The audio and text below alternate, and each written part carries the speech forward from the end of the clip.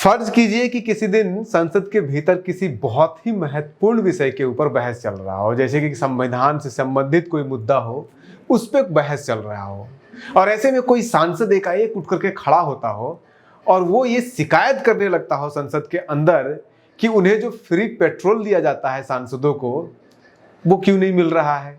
ये शिकायत अगर करना शुरू कर दे, और ये भी कोई ऐसा वैसा सांसद नहीं है जो शिकायत करने वाले हैं, वो सांसद पूरे हिंदुस्तान के, पूरे देश के सबसे अमीर सांसदों में से एक है, सबसे अमीर नेताओं में से एक है ये पूरे हिंदुस्तान के। और उसके अलावा वो दो बार देश के वित्त मंत्री हैं, एक बार वो देश के वाणिज्य और व्यापार मंत्री भी हैं। और ऐसे व्यक्ति अगर फ्री कूपन का सवाल उठाने लगे बीच संसद में खड़ा होकर के किसी महत्वपूर्ण विषय के ऊपर बहस के बीच के दौरान, तो आप क्या सोचेंगे? यही सोचेंगे कि मजाक कर रहे होंगे नेताजी। लेकिन जरूरी नहीं है कि ये हमेशा मजाक ही हो। इस तरह से किसी भी बड़े नेता का फ्री कूपन या इस तरह का कोई भी मुद्दा जो आपको हजम नहीं हो रहा, उसके ऊपर बात कर देना शुरू कर देना। कभी कभी इस तरह के कुछ जो मुद्दों के ऊपर सवाल उठाया जाता है, वो जानबूझकर भी उठाया जाता है, और उसके पीछे एक कहानी होती है। और कहानी ये होती है, ये ऐसे मुद्दे इसलिए उठाए जाते हैं ताकि सदन को असली जो मुद्दा है सदन का, उससे भटकाया जा सके। जो भी महत्वपूर्ण विषय के ऊपर चर्चा हो रही है, उससे भटकाया जा सके सदन को।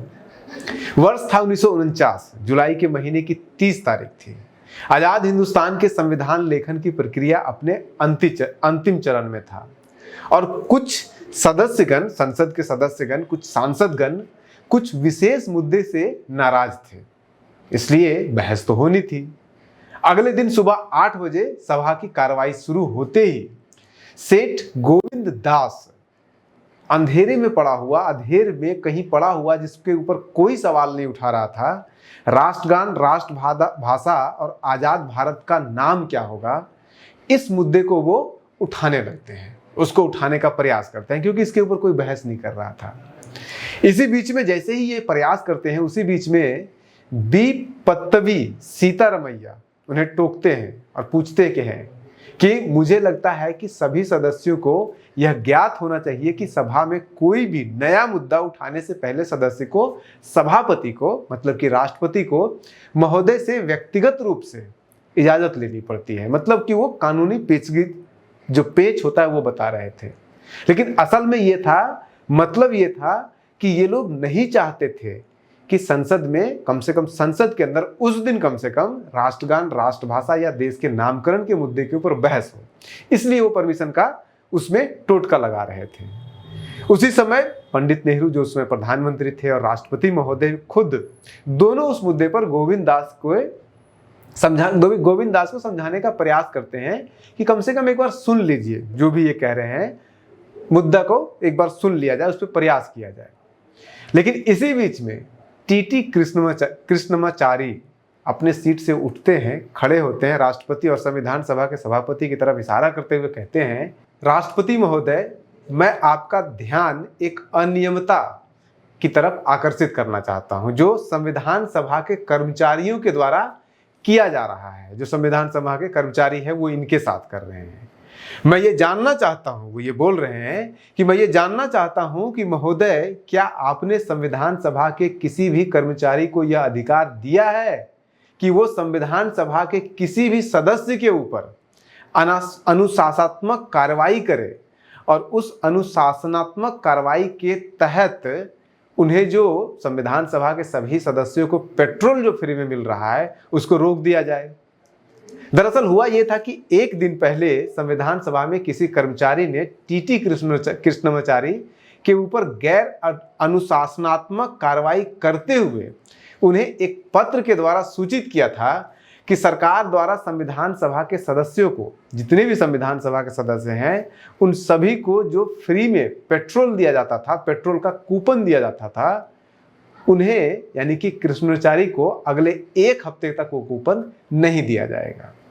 अब कृष्णमाचारी राष्ट्रपति को कहते हैं कि अगर संविधान सभा के कर्मचारियों को यह अधिकार राष्ट्रपति ने स्वयं दिया है तो भी गलत है। मतलब कि वो उस मुद्दे को छोड़ने को तैयार नहीं थे, राष्ट्रपति से डायरेक्ट जवाब मांग रहे थे। ये मुद्दा वहां पे खत्म हो गया। लेकिन उसके बाद फिर क्या होता है, राष्ट्रपति अपनी सफाई में संविधान सभा के किसी भी कर्मचारी को इस तरह का कोई भी अधिकार नहीं दिए जाने से इनकार करते हैं। कहते हैं नहीं, हमने ऐसा कोई अधिकार किसी भी कर्मचारी को नहीं दिया है, और इस संबंध में जांच के आदेश भी दे देते हैं। लेकिन मुद्दा सिर्फ इतना ही नहीं था। इसके बाद राष्ट्रपति इजाजत लेने के स्वर में पूछते हैं उनसे, कृष्णमाचारी से पूछते हैं कि क्या अब संविधान की धारा 69A के ऊपर कार्रवाई शुरू किया जाए। इसके बाद संविधान सभा में बाबा साहब अम्बेडकर धारा 79A पर बहस प्रारंभ कर देते हैं।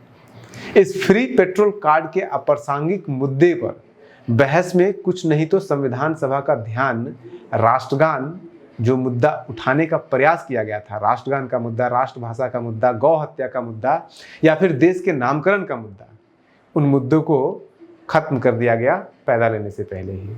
संविधान सभा का ध्यान भटका दिया गया था एक पूरा सोचा समझा साजिश के तहत। कहने का मतलब यह है कि इतिहास में कई ऐसे मौके आए हैं जब संसद में मौजूद सांसदों का किसी महत्वपूर्ण मुद्दे पर ध्यान भटकाने के लिए कुछ सांसद जानबूझ करके ऐसी बातों को छेड़ देते हैं ताकि उस मुद्दे से जो मुख्य मुद्दा है उससे सांसदों का ध्यान भटका दिया जाए और उसके ऊपर बहस न होकर के किसी और मुद्दे पर बहस ट्रांसफर हो जाए, जैसा कि 79A के ऊपर ट्रांसफर हो गया था। वरना टीटी कृष्णमाचारी जैसा धनी सांसद क्यों फिर फ्री पेट्रोल के ऊपर इतना बड़ा मामला उठाए कि वो राष्ट्रपति को डायरेक्ट शिकायत करे, वो भी संसद भवन के भीतर खड़ा होकर के, संसद की जो संविधान सभा है उसके अंदर खड़ा होकर के। टीटी कृष्णमाचारी तमिलनाडु के एक सफल उद्योगपति थे। नेता बनने से पहले वो बहुत बड़े बिजनेसमैन बन चुके थे और मद्रास प्रांतीय विधान परिषद के निर्दलीय सदस्य भी थे। वो कोई नए सांसद, नया नेता बनकर के आने वाले लोग नहीं थे। धनाढ़ भी थे, पुराने नेता भी थे और निर्दलीय थे। वो कांग्रेस की बैसाखी पे भी नहीं जीते थे। बाद में उन्होंने कांग्रेस की सदस्यता ले ली थी, लेकिन शुरुआती दौर में वो निर्दलीय ही जीत करके आए थे और 1946 में भारतीय संविधान सभा के सदस्य भी मनोनीत हुए थे।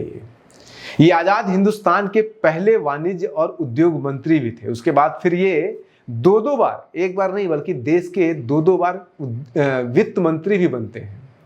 1958 में इनके ऊपर हरिदास 1 करोड़ रुपए से अधिक का मुद्रा घोटाला योजना में शामिल होने का आरोप लगाया जाता है और उन्हें वित्त मंत्री के पद से हाथ धोना पड़ता है, त्याग पत्र देना पड़ता है। लेकिन साल 1962 में इन्हें फिर से दोबारा वित्त मंत्री बना दिया जाता है। अब इसी से इनका इंपॉर्टेंस समझिए। हरिदास मुद्रा घोटाला आजाद हिंदुस्तान का पहला घोटाला माना जाता है, जिस पर आरोप है कि नेहरू सरकार ने पर्दा डालने का हर संभव प्रयास किया था और कृष्णमाचारी को बचाने का हर संभव प्रयास किया था। यह घोटाला इतना प्रसिद्ध था उस समय कि अमेरिका के न्यूयॉर्क टाइम्स में 8 मार्च 1974 के संस्करण में इसकी खबर भी छपी थी बाद तक। यानी कि जो घोटाला 1950 के दशक में हुआ था, उस घोटाले की खबर न्यूयॉर्क टाइम्स में 1970 के दशक तक छप रही थी। अब ऐसे व्यक्ति अगर संसद के भीतर फ्री पेट्रोल कार्ड नहीं मिलने का शिकायत करने लगे, वो भी राष्ट्रपति के सामने, तो इसे मुद्दे से डिबेट को भटकाने का प्रयास नहीं कहेंगे तो और क्या कहेंगे। बने रहिए न्यूज हंटर के साथ। हम खबर के पीछे की खबर को बताते हैं। सिर्फ खबर में जो दिखता है वो नहीं, बल्कि खबर के पीछे की खबर। बने रहिए न्यूज हंटर के साथ। नमस्कार।